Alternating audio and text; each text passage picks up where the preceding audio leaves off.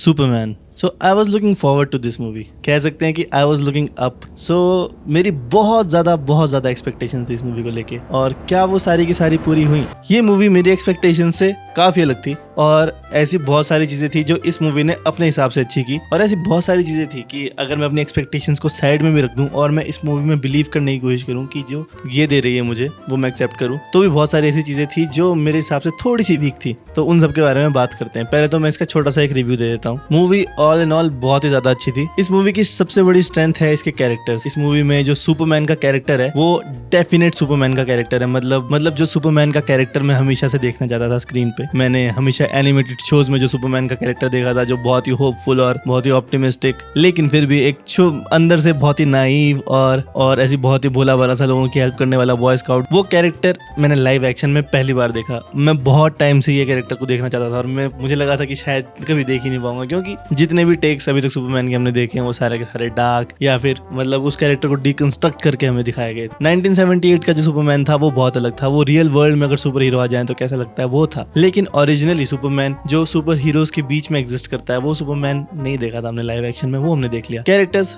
David Corenswet as Superman, fantastic. Rachel Brosnahan as Lois Lane, amazing. And Nicholas Hoult as Lex Luthor, बहुत ही अच्छा। बहुत ही ज्यादा अच्छी परफॉर्मेंसेस थी सभी की। और इन तीनों कैरेक्टर्स के अलावा भी जो जस्टिस गैंग के कैरेक्टर्स है, गाय गार्डनर, हॉगल, वो गई, और मिस्टर टेरिफिक, वाह भाई, उसका जो एक्शन सीन था, जो वन टेक शॉट था, वन टेक सीक्वेंस था, वो पूरा का पूरा एक्शन वाला, वो मेरा फेवरेट था। ऐसी बात नहीं कि सुपरमैन का एक्शन कोई कम था, लेकिन वो जो सीन था वो बहुत ज़्यादा कूल था। इसके अलावा डेली प्लेनेट की जितनी भी बड़ी कास्ट थी, सबके सब अच्छा परफॉर्म करते हैं, और सबके सब एक्यूरेट दिखते हैं। एक्यूरेट डिपिक्शन है सबकी, सबका कैरेक्टर सबसे अलग है। जिमी ओल्सन, कैट ग्रैंट और लॉम्बार्ड। इस मूवी का एक ये फ्लॉ बोल सकते हैं, या फिर ऐसा बोल सकते हैं कि ये ट्राई कर रही थी कि सारे के सारे कैरेक्टर्स का बेयर मिनिमम हमें दिख जाए, सबको एक लाइन दे दी जाए, और सबको एक या दो लाइन भी मिले तो उसमें हमें उनका कैरेक्टर मिल जाए। मतलब जैसे कैट ग्रैंट की सिर्फ एक या दो लाइन है लोइस लेन के साथ जब वो बात कर रही है, और जो पेरी वाइट जो डेली प्लेनेट का डायरेक्टर है, उसकी भी एक या दो लाइंस हैं, पर एक या दो लाइंस में ही हमें समझ आ जाता है कि कौन सा कैरेक्टर क्या चाहता है और क्या सोचता है, और वो बेयर मिनिमम है, पर एक या दो लाइंस में हमें समझ आ जाता है कि कौन सा कैरेक्टर कैसा बिहेव करेगा। लेकिन कहीं ना कहीं मूवी में ऐसा भी लगता है कि हर कैरेक्टर को एक या दो बुलेट पॉइंट्स दिए गए थे जिनको उन पे खरा उतरना था। उनको ये था कि हमें एक या दो पॉइंट कैसे भी मीट करने हैं और हमें प्लॉट पे फिट करना है, जो कि एक अच्छी बात नहीं होती कि जब आपको लगे कि सब कुछ सही हो रहा है लेकिन वो इसलिए किया गया है ताकि वो प्लॉट में फिट हो जाए। तो वो थोड़ा सा मुझे लगा कि थोड़ा सा उसको शू हॉर्न किया गया था। बाकी वो मुझे नेक्स्ट पॉइंट पे लेके आता है, जो कि है इस मूवी की पेसिंग।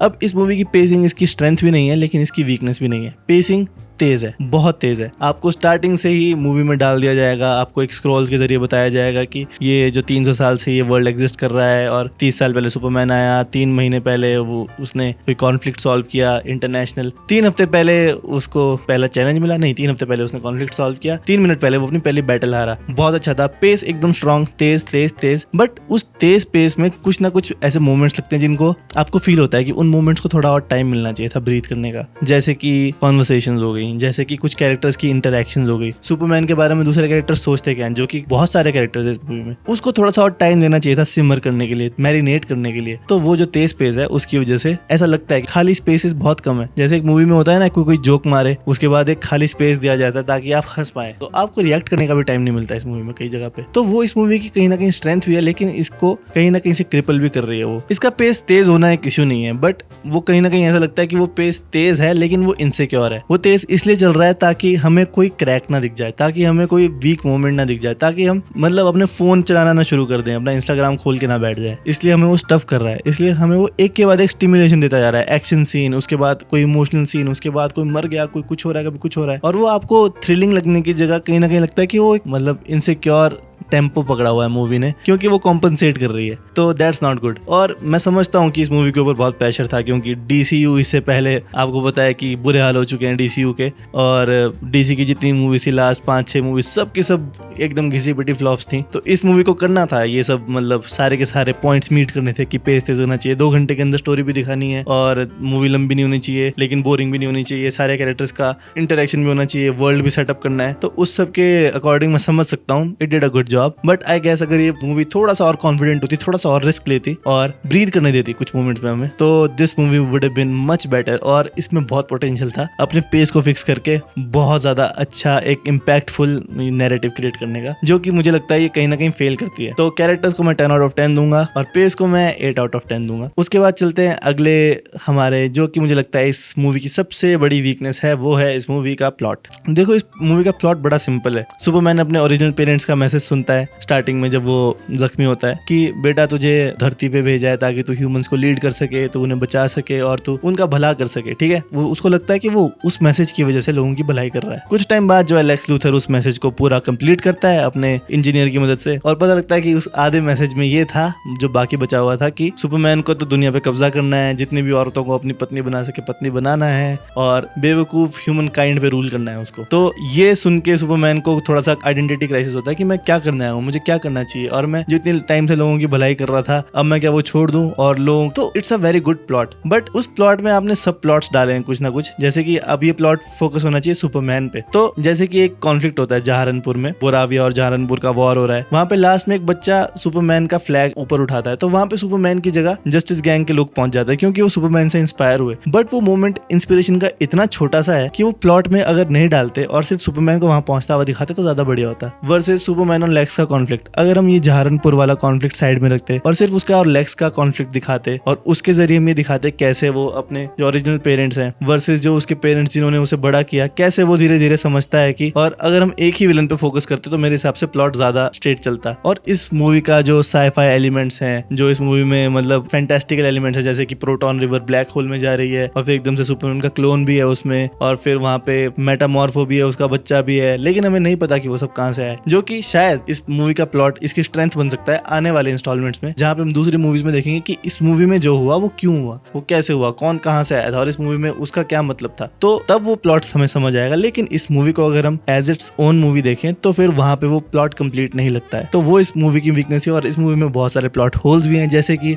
लास्ट में सुपर गर्ल आती है और वो ड्रंक होती है, तो सुपरमैन कहता है कि हमें रेड सन्स वाले प्लेनेट पे जाना पड़ता है जहाँ पे हम दारू पिए तो हम ड्रंक हो जाएं, लेकिन धरती पे तो येलो सन है तो फिर वो ड्रंक क्यों है। तो ऐसे ऐसे छोटे छोटे प्लॉट होल्स हैं इसमें, जैसे कि लेक्स लूथर सुपरमैन को किडनैप कर लेता है। ये पहले मुझे प्लॉट होल लगा था, लेक्स लूथर सुपरमैन को किडनैप कर लेता है बट वो उसे मारता नहीं है। बट मुझे लगता है कि उसे मार देना चाहिए था, उसके पास कोई ना कोई टेक्निक ऐसी होती वो उसे मार सकता था, वो ये भी दिखा सकता था कि जेल के अंदर उसे किसी ने मार दिया। बहुत सारे छोटी छोटी ऐसी चीजें जो आपको बॉदर कर सकती हैं इस मूवी के बारे में अगर आप सोचे तो।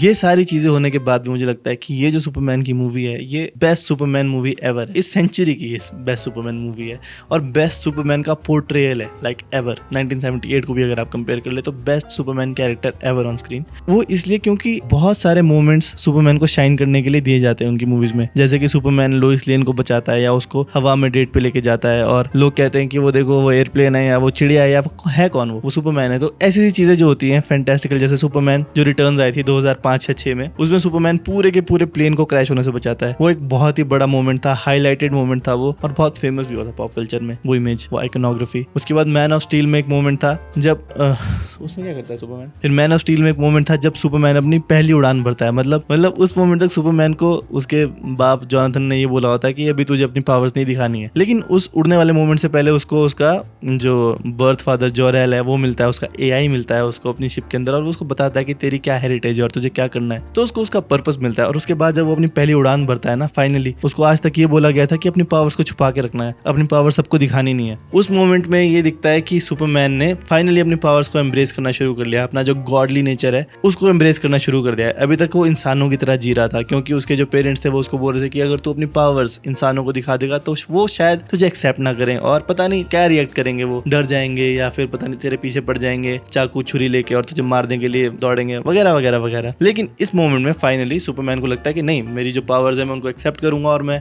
इस दुनिया के लिए एक गॉड बनूंगा और सबकी मैं सेवा करूंगा, सबको बचाऊंगा वगैरह वगैरह वगैरह। और वो अपनी पहली फ्लाइट भरता है और वो देखता है कि मैं एक इंसान नहीं हूँ, मैं एक सुपरमैन हूँ, मैं गॉड हूँ भाई, मैं मतलब उसकी शक्ल पे दिखता है कि वो मजे कर रहा है अपने इस नेचर को लेकर। और वो लास्ट में जाता है सूरज के आगे ऐसे हाथ फैलाता है जैसे जीसस क्राइस्ट, यू नो सबको पता है ये रेफरेंस कि जैक स्नाइडर ने जो सुपरमैन बनाया था वो सुपरमैन नहीं, वो जीसस क्राइस्ट था। तो ये वाला जो सुपरमैन है इसमें ऐसा कोई मोमेंट नहीं है जिसमें सुपरमैन उड़ रहा है या किसी को बचा रहा है जो हाईलाइटेड हो, जो बहुत बड़ा हो। इस मूवी में सुपरमैन के सारे मोमेंट्स जो हैं वो छोटे छोटे मोमेंट्स हैं, जैसे कि जब वो रेचल से बात कर रहा है स्टार्टिंग में, मतलब लोइस लेन से बात कर रहा है और उसको बोल रहा है कि मैं तो अच्छा कर रहा था, मैं तो लोगों को बचा रहा था, और उसको समझ नहीं आता है कि क्यों क्वेश्चन कर रही है वो उसे, जबकि वो उसकी गर्लफ्रेंड है। अगर लोग कहीं मर रहे हैं तो वो चाहे अच्छे लोग हो चाहे बुरे लोग हो, लेकिन लाइफ कितनी इंपॉर्टेंट होती है, वो कैसे किसी को मरने दे। तो that's a really powerful message. और वो सुपरमैन बोल रहा है, उसका कैरेक्टर, और उसका कैरेक्टर जो ये सब बोल रहा है, ये सब सोच रहा है, तो हमें दिखता है कि सुपरमैन की थिंकिंग कैसे काम करती है, जो कि हमें अभी तक लगता था कि बहुत बोरिंग है, सुपरमैन बहुत लेम है, लेकिन यहाँ पे समझ आता है कि नहीं, ऐसा नहीं है। पहला मोमेंट ये। दूसरा मोमेंट जब वो लुइस लेन को कहता है कि मुझे क्रिप्टो को बचाने जाना है, क्योंकि मुझे नहीं पता वो अच्छा कुत्ता है या बुरा कुत्ता है, लेकिन नहीं, मतलब वो कहता है कि वो बुरा कुत्ता है,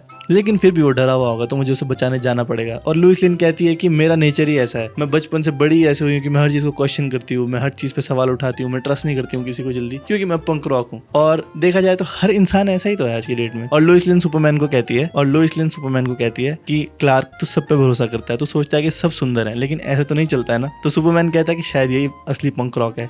और वो डायलॉग इतना अच्छा लगा मुझे, मतलब वो डिफाइनिंग डायलॉग है मेरा अभी तक की किसी भी सुपरमैन मूवी का, कि शायद यही असली पंक रॉक है। और वो मेरे हिसाब से इस मूवी का सबसे अच्छा मोमेंट था। उसके बाद जो इस मूवी की एंडिंग होती है, देखो ये मूवी स्टार्ट होती है, सुपरमैन जख्मी पड़ा है बर्फ के ऊपर, और पहली बार अपनी जिंदगी में पिट आया वो किसी से, और उसको समझ आया है कि वो एक गॉड नहीं है और वो पिट सकता है। तो देखा जाए तो मैन ऑफ स्टील के बिल्कुल अपोजिट है ये।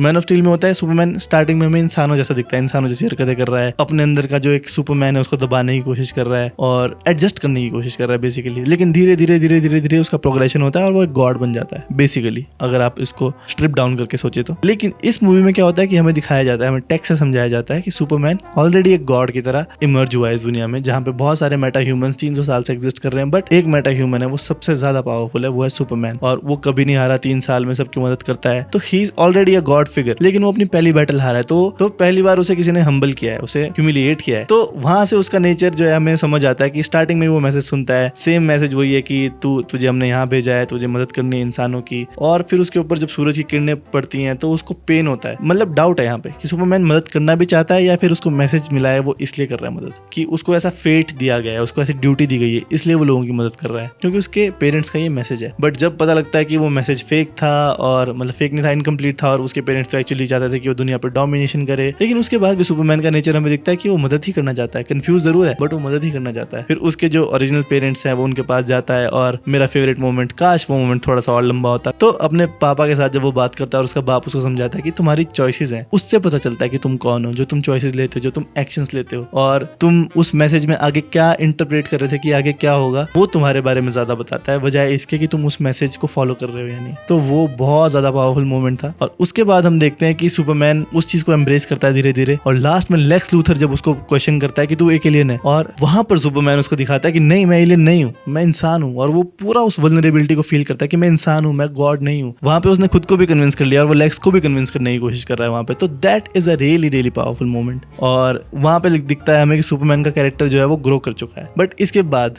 जो एंडिंग है वो इतनी प्यारी आइसिंग ऑन द केक है। लास्ट में देखो सुपरमैन का पूरा हार्ट टूट जाता है जब वो अपने क्लोन को, अल्ट्रामैन को हरा रहा होता है। उसके बाद हमें दिखता है कि लास्ट में वो दोबारा से अपने फोर्ट्रेस ऑफ सॉलिट्यूड में बैठा हुआ है, सुपरगर्ल आके चली गई, और मैग्नीफाइंग ग्लास जहाँ से सूरज की किरणें आती है वहां पे उसको वो बिठा देते हैं। और इस बार जब उसके ऊपर सूरज की किरणें पड़ने वाली होती हैं, उससे पहले उसको मोन्टाज दोबारा से उसके पेरेंट्स का दिखाते हैं, लेकिन इस बार वहां पे मोमेंट्स होते हैं, शायद वो बचपन में जो उसके पेरेंट्स ने उसके मोमेंट्स रिकॉर्ड किए थे, जब वो उसकी माँ कैंट और पा कैंट ने उसके मोमेंट्स रिकॉर्ड किए थे, जब वो छोटा था, जब वो बड़ा हो रहा था, कैसे उसको क्रिसमस में गिफ्ट्स मिला करते थे, कैसे उसको उसके पापा, जैसे बच्चों को, जैसे तुम्हें भी और मुझे भी बचपन में हमारे पापा ने हवा में उठाया होगा और ऐसे बोला होगा तो सुपरमैन है उड़, और हम सब ने ऐसे हाथ आगे करके ऐसा हम उड़ रहे हैं, मैं सुपरमैन हूँ, ऐसा किया होगा।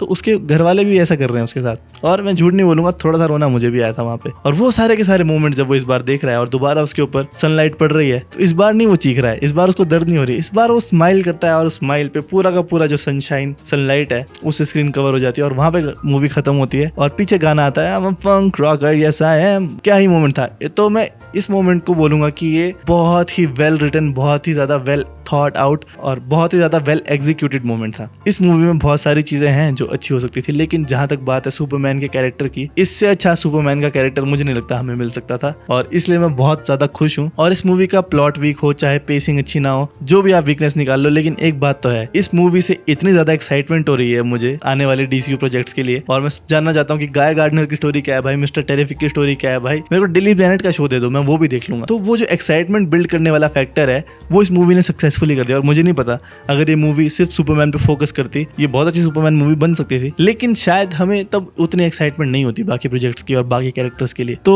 It's a very smart move in my opinion. मैंने जब से ये मूवी देखी तब से मैं सारे के सारे शोज बिंज कर रहा हूँ, Superman the animated series, Batman animated series देख रहा हूँ कि काश ये वाला एपिसोड में जो स्टोरी चल रही है ये हमें बिग स्क्रीन पे दिख जाए। तो यही तो उन्हें करना था और उन्होंने कर दिया है। तो मेरा यही मानना है कि this movie was really really very good और I am looking forward to all the movies जो DCU बनाएगा और शोज बनाएगा। पीसमेकर सीजन 2 के लिए मैं बहुत एक्साइटेड हूँ। तो इफ यू गाइज वांट कि मैं इन सारी चीजों के बारे में बातें करूँ, मूवीज के बारे में, DCU के बारे में, MCU के बारे में, तो you can let me know in the comments. और मेरा तो यही काम है, मुझे जो अच्छा लगेगा उन सारी चीजों के बारे में मैं आपको बताऊंगा, जो अच्छा नहीं भी लगेगा वो मैं आपको बताऊंगा। मिलते हैं अगली वीडियो में।